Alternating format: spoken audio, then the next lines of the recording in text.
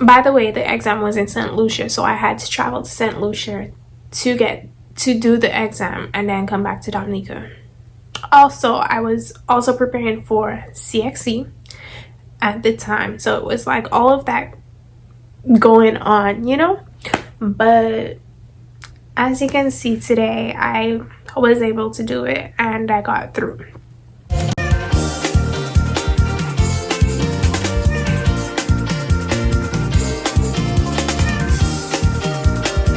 Hello beautiful people, it's your girl Adiash Crystal and welcome back to my YouTube channel. In today's video I'll be talking about what it was like for me when I moved from Dominica after I graduated from high school to the US, and I'm just gonna talk about like my process and how I got where I am today. So stay tuned and let's get into it. Okay, so firstly, I graduated from high school in 2020, right? So because I chose fashion design as my career path, I knew that I couldn't stay in Dominica if I wanted to get where I wanted to be. So I've always known to myself, like, after I graduate from high school, I want to go to the US or wherever the case may be. Just turned out to be the US for sure. So in 2019, I don't remember the name of the organization, but it was Margot something. I found out about them and how they help students get to the US, get into the US school program basically. So I signed up with them, and basically I had to do SSAT prep classes with them every Saturday so that I could prepare for the SSAT exam. Now the SSAT exam is basically high school entrance. It's basically a standardized high school entry test in the US, right? So I would spend every Saturday going to that class and all of that until I got sick in November 2019, and I was sick for like the entire month of November, so I couldn't go to class, I couldn't practice any of that because so because of that, I was like a little bit worried about like how I'm gonna do on the exam and all of that, but your girl pulled through and I did the exam. So by the way, the exam was in St. Lucia, so I had to travel to St. Lucia to do the exam and then come back to Dominica. Also, I was also preparing for CXC at the time, so it was like all of that going on, but as you can see today, I was able to do it and I got through. Now, after I did the SSAT exams, I got back my results. Don't ask me what it was, I don't remember, but I got back my results, started applying to schools and all of that. I finally got accepted to Ross School in East Hampton, New York, and that's when it really became real for me. That's when I really realized that I'm actually getting where I want to be, slowly but surely, right? So with being accepted to Ross, it's basically a boarding school, so they go from, I don't remember what grade, but they go up to 12th grade, and now 11th grade and 12th grade for them is basically your first 2 years of college for us back at home, right? So obviously they put me back in 11th grade, and while I was at Ross, I found out about SCAD through my drawing teacher, and I began doing my research about SCAD, and I was like, oh, I really want to go there.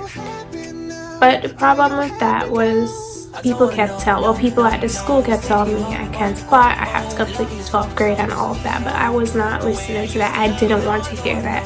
So I just continued doing my research, found out that I could actually apply with my high school diploma.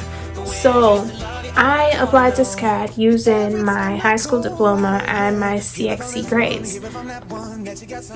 All this to say that even if you come to the United States from high school and they put you back in high school and you want to go to college, you can do it, because here I am. I did it, So all of that was in 2019 to 2020.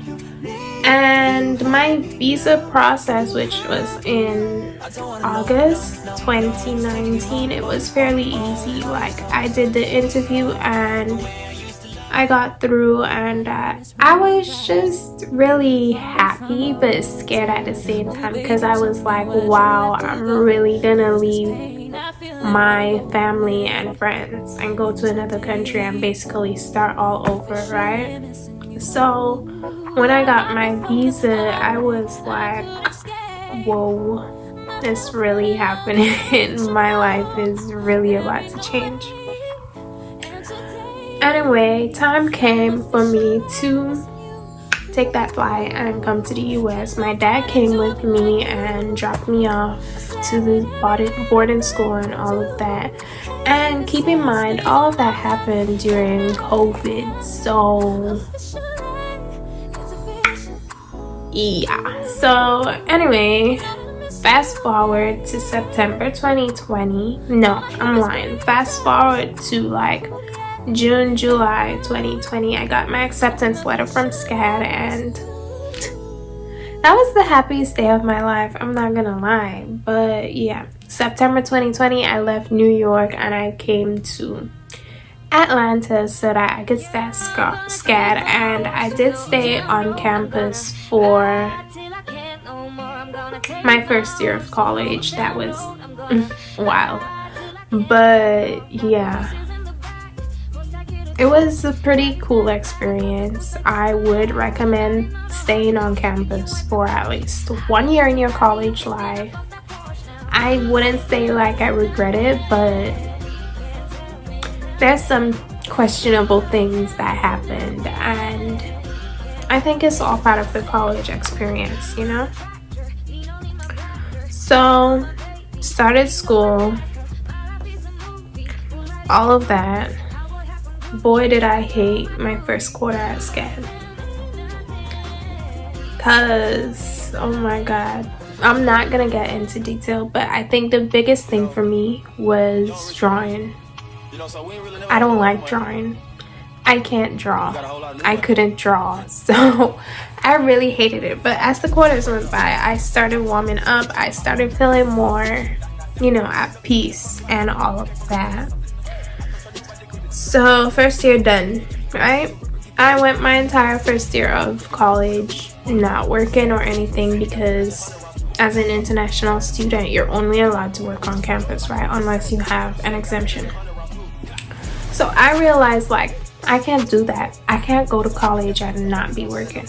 Like, that don't even make sense. I am a high maintenance girl. I'm expensive. That don't make sense. So I started doing my research to figure out how I could get the documents needed so that I can work as an international student in the US. And I kid you not, there was a way, and I made it work, and I got through.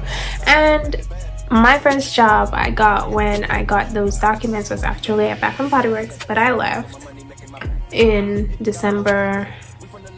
What year are we in?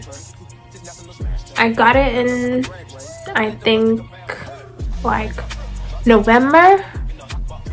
No, I'm lying. I got it in October. Somewhere around October I got it. And I left in December, mainly because I got a new job at Savage X Fenty, which is where I'm working. So for all my international students, if you want to know how to get the documents you need to work in the US, let me know in the comments and I'll drop a video on that for you. The only catch to that is whenever you got classes, you can only work 20 hours a week. But outside of that, you're good. Now, I also live off campus now because I just couldn't do living on campus no more. So I also leave off campus now. And the last thing I really want to talk about is the challenges. challenges. My first year, that is 2020 to 2021, was hard. And I say that because I really missed my parents during that time. Like, for real, for real. I was 17 when I came to the US. I am currently 19, getting 20. And just living life without my parents by my side for the first time in 17 years. That was hard. But called them every day, spoke to them every day, and that kind of put a band-aid over the wound that I had. But it still wasn't the same, you know? So, like, despite being homesick, missing my parents and all of that, the other challenge I would say is the cold. Because New York, cold? Oh my god. Yeah, I wanted to go home so bad because I was like, why did I leave my warm tropical climate to come to this freezer?